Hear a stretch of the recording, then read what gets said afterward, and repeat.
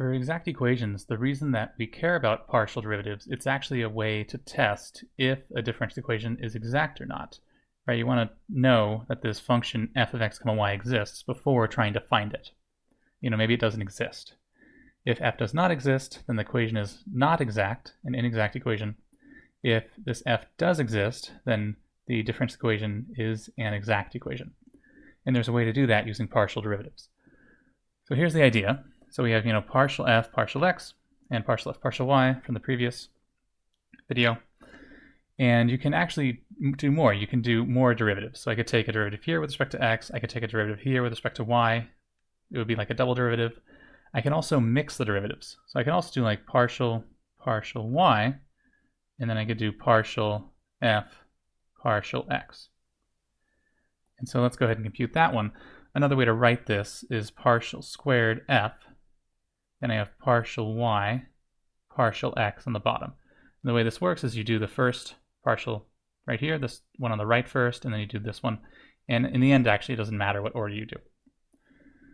But here we go. So let's go ahead and do that. So I'm taking partial y of partial f, partial x. So that's the 14xy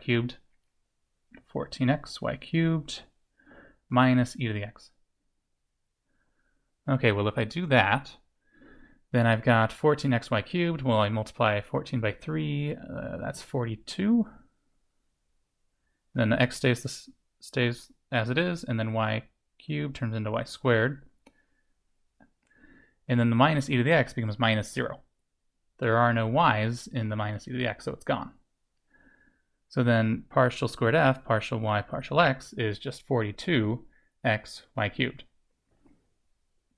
All right, what if I do it the other way here? What if I do partial x times partial f, partial y?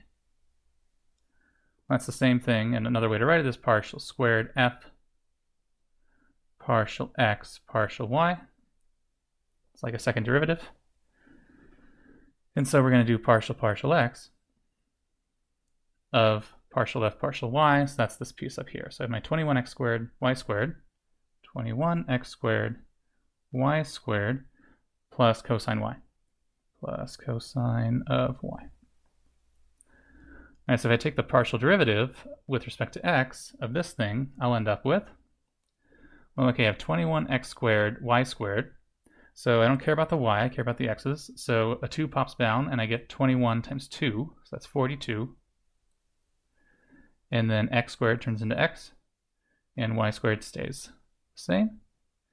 Then I've got my cosine y. There are no x's in cosine y, so it's just a plus 0.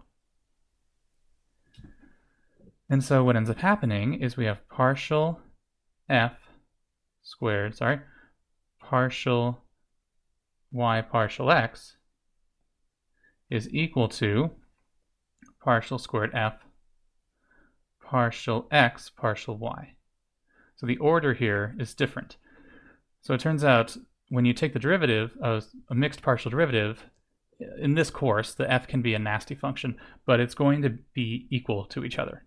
For this course, you can always assume that. And so this is actually a way to test if an ordinary differential equation is exact.